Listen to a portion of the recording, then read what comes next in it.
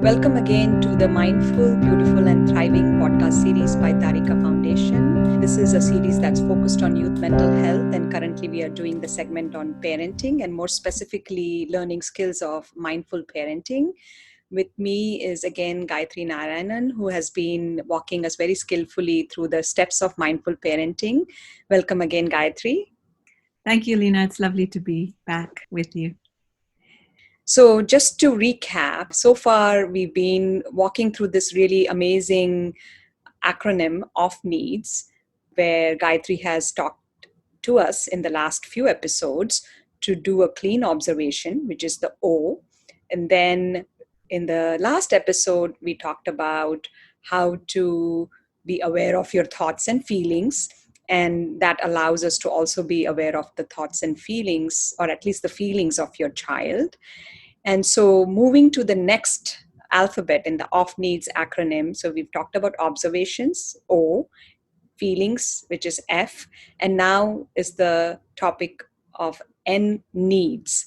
So Gayatri, what do you mean by needs in the context of mindful parenting? Yeah, that's an important question. So the way I like to define needs is that they are a universal requirement for a healthy, happy life. And this is something that every human being has. Every human being has needs. And not just every human being, every organism in this planet has needs. Needs for survival, to give birth to more life, to continue the process of life. So this is something that's very universal and applies to all species on this planet. So, but when you take human needs in particular, there's a huge range of needs that we humans experience from morning to night. So they could be anything from, a need for understanding, need for acceptance, need for connection, need for rest, need for warmth and clothing, for shelter, for respect, a need for peace, for learning, for expression, a need for trust. I mean, there's just so many needs, and there's hundreds of them. And Marshall Rosenberg, in his work on nonviolent communication, has a list of feelings and needs. And there's hundreds of feeling words and hundreds of needs words. So as a human being, we have these all day long.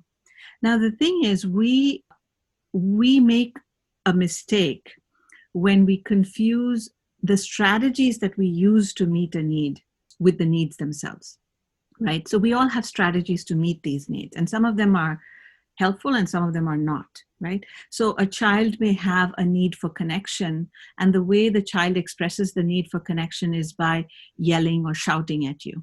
But underlying that behavior is the actual need for connection. So when we pay attention to just the outward expression of somebody's behavior, we're missing that underlying need. So where we have conflict is in the strategy to meet the need, not in the needs themselves, because the needs are universal and they're not right or wrong. So even if a child has a need for connection, but the parent has a need for rest, right? And maybe the parent just wants to put their feet up and have a glass of wine and just relax. But the child comes in and says, I have this need for connection and you're not giving me this need. And so here I am yelling and screaming and being rude and calling you names. So the important thing in mindful parenting is to slow yourself down enough to recognize that, here's the outward expression of trying to meet the need. But here's the underlying need, or maybe this is the underlying need. And you can check with your child in that moment and say, hey, are you needing to spend some time with me right now? Are you looking for connection? Is that what you're really needing right now? And so that becomes the expression of empathy then in that moment, because you're now connecting with the need of that child. So basically what I'm saying here is that the needs are never in conflict. Even though they may appear to be in conflict, the needs are never in conflict because they are a universal human need. But the strategies to meet those needs may be in conflict. So that's just a brief description of what I mean by a need. I liked how you pointed out that the outward behavior the child is showing is actually a manifestation of the underlying need, which we often don't even think about, like why is he or she behaving the way they are in that moment. So it's a great reminder to think about what are they needing in this moment, what's happening with their needs. Right. And actually, one more point I'd like to make here is that feelings are connected to needs. So last time when we spoke about feelings, what happens is when a particular need is not met, when you have unmet needs, they bring up these what we call so-called negative feelings, right? So you start to feel angry, you feel sad, you feel scared, so when certain needs are not being met, they then arise in those kind of feelings. And when your needs are met, then you feel happy, you feel peaceful, you feel calm, you feel joyful, and all the other, the positive kind of feelings that we experience. So feelings are directly related to needs and whether the needs are met or unmet. That makes total sense. So, Gayatri, I'm sure based on the developmental stage of life the child is in, they may have different needs because, like you said, there are a wide array of needs. But since we are focusing our talk primarily to help parents of teens, what would be some of the needs of a teen does a parent need to be more aware of, in tune to, so they can be making that connection between, oh, this feeling that my child had was probably happening because of this unmet need that I wasn't being able to fulfill in that moment. Right. When it comes to adolescents, they are in the process of trying to individuate and trying to establish themselves as separate beings, and sort of pulling away from parents and pulling away from being dependent on parents. So in that stage of their life, one of the big needs that they have in that moment is the need for choice, for example, being able to choose how they want to live their lives, being able to choose what to do. And parents at that stage are having to learn themselves how to let go and allow the child to make some of those choices which the parent had been making for them previously. So the need for choice is a big one among adolescents. Another need that teens often have is the need for autonomy, for freedom, to be able to go do what they want to do, to be with their friends, to choose whether they want to hang out with their parents' friends. They may not want to do certain things that they were more willing to do early on. So things like that. They also need, for example, appreciation. They want to feel valued. They want to feel recognized for who they are. They want to have a sense of belonging. They want to be heard without judgment. For example, they may have a need for creative expression, to be able to do their singing and dancing and listen to their kind of music and not the kinds of music that the parent may want them to hear. They may have a need for learning, and they definitely have a need for trust. They want the parent to be able to trust them. And that's a very big need for adolescents, need for respect, because as they're getting older, it's very important for them to feel that the parent respects them, trusts them, that they value their opinions, they value their choices, and they need support. And this is the tricky thing with adolescents, because on the one hand, they want autonomy and choice, but on the other hand, they also want to feel supported. They also want to feel safe. They also want to know that they can count on their parents when they need them, and that they have a home to come back to, even if they make a mistake. So those kinds of things. So they really need that trust. They need that support. So those are some examples of needs that may be expressed in the teenage years. Yeah, that makes sense. So I'm thinking all those needs that you described as you were mentioning those, I'm like, yeah. I see all of those in my teen daughter. And while it makes sense why they are looking for those needs being met, it is also, I think, a challenge for parents to have that delicate dance between giving them that space and autonomy, as well as being there for them and being that support for them when they need you. So I'm curious to understand, now that you've walked us through at least 3 different steps of the off needs skill, the observation, feelings, and needs, what do we do next? So it is important for us to be able to then make a request of your child, right? So for example, if you have a need for order and cleanliness, that's a very valid need that you have as a parent. And the child may not have that need in that moment because they're too busy talking to their friends or playing a video game or, watching a show on Netflix or whatever it is that they're doing. To them, that cleanliness and order is not a need of that particular moment, but you have that need. So now we get to this topic of requests and how do you make a request? Now, the first thing to understand about requests is that they're not a demand. And many parents are used to the language of demands, right? You make a demand of your child and say, hey, go clean that room. And, and the tone of the voice is different. The way the demand is made immediately will put the person on the receiving end in a defensive stance, because it's natural that when you make a demand of a person, it's not conducive for the other person to actually meet that demand. Or if they do it reluctantly. And, they have feelings of anger or resentment or something else that comes along with that.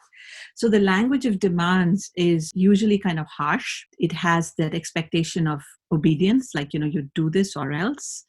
And usually there's some kind of consequence or you're threatening some kind of punishment, when you make a demand.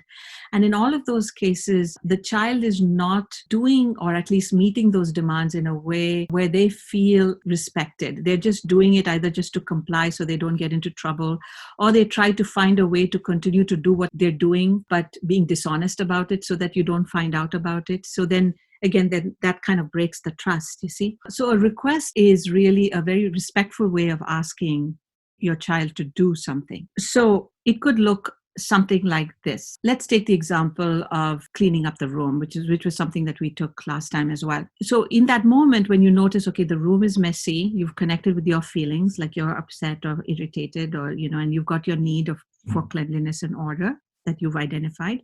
And you've also kind of identified the need of your child, kind of trying to guess, okay, this is what's happening. So in that moment, you've already kind of quietened down a little bit. You've become present. You're aware of your feelings. You're aware of your needs. You're trying to connect with the feelings and needs of your child. And in that moment, you can make a request, right? So this is a request that is of the category where you are trying to impact the behavior of your child. That's one class of requests, right? So the language of requests would sound something like, hey, when you finish playing your game within the next half an hour, when you're done with what you're doing, would you be willing to please clean up your room and put your things away? You're making a request of them. And they may come back and say, hey, mom, I can't do it in half an hour, but maybe in 45 minutes because I need to finish up this other thing, or I'll do it later this evening. So you have to be willing to hear the no. It may not always be a yes, but that's part of the deal. It's like you're making a request. They may come back with something that you may then have to negotiate with again. And then, so it's a constant process of negotiation, especially with adolescents. It's not a clean process. It may take a couple of iterations of going back and forth before you come to some agreement about how that need can be met. There's two other categories of requests that come up usually. One is to check whether your child understands you. So you could ask a question like, hey, would you tell me what you just heard me say? So that's a request also, right? But it's a request to check to see whether your child has understood you. Another request could be to understand the feelings and needs of your child. You could make a request that sounds something like, would you tell me how you feel about what I just said? So when you ask a question like that, it indicates that one, that you're curious about their feelings and needs, right? So it shows a certain care from the side of the parent, that you want to understand what they're feeling and needing. And so you're asking them, hey, would you tell me how you feel about what I just said?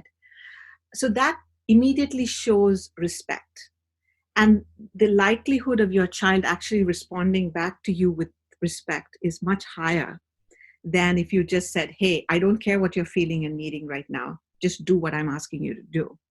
It's a very different quality of interaction when you come at it from the point of requests rather than demands. Well, that was beautifully explained, Gayatri. I am already thinking, as you are giving us an insight into this shift of treating the other person as equal, treating them with respect, which is, I think, one of the foundational difference between the parenting styles, mindful parenting versus, I think we were comparing it to a domination paradigm kind of parenting.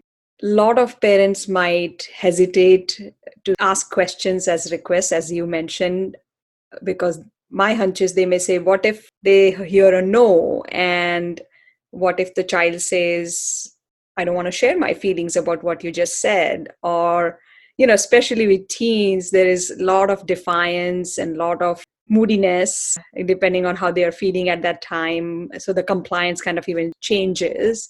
What do you do in those circumstances? And how are we going to convince some of our listeners to actually try to make a request? Yeah, so this is a very common question that I get when I do my parenting classes, because, when they hear me talk about requests and about compassion and about kindness, the first thing they say, oh, my child is never going to listen to me if I speak to them that way. The only language they know is the yelling and the demands. They are not likely to listen to me. And what I say to that is, just give it a try.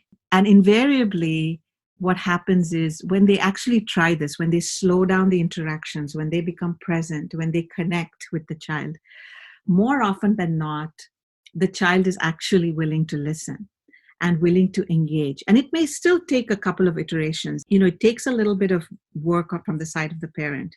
It's not an easy fix. It takes time. It takes effort to rebuild the trust and to reprogram the relationship to one that has a sort of a positive, trusting, respectful dynamic. It takes time to create that. But once you establish that, it's a virtuous cycle. I mean, the children treat you with respect. They are more likely to listen to you. They're more willing to cooperate with you. So the whole behavior kind of changes as you practice this. And invariably, the parents come back to me, 2 weeks later or 3 weeks later, they'll say, hey, you know what? I'm noticing these changes in my child, and they're actually listening to me when I ask them something. And it's music to my ears when I hear that, because it really validates this method, because it really does work. Because fundamentally, the basis of this parenting paradigm is one of honoring the person in the child. And every one of us can resonate or identify with wanting to be seen, wanting to be understood, wanting to be respected, wanting to be trusted. This is something that we can all relate to as adults. So why should it be any different for a child? And so my answer to that question is just try it out. Just give it a shot and see what happens. Well, Gayatri, very beautifully said. I think I am convinced. I liked how you were able to accept the fact that, yeah, it may take a few tries, that you don't need to give up when it didn't work the first time, or even if you have an inkling like, oh, this is not going to fly with my child. I think what I'm hearing from you is you're saying, just keep trying. If you hear a no, if there was no response as you expected, still try to show that you're staying patient and tolerant of that, and keep having that interaction with them, and it will start to change, because the other person is now able to, I guess, appreciate that shift in parenting, appreciate that they are being treated with respect and love and kindness and compassion. And I think that shift definitely should happen, because, like you're saying, that's what we all really want. So very, very beautifully explained. Thank you again. Thank you, Leena. Thank you for joining us. You're listening to the podcast series by Tarika Foundation, and it's called Mindful, Beautiful, and Thriving. Stay safe and healthy till next time. Goodbye.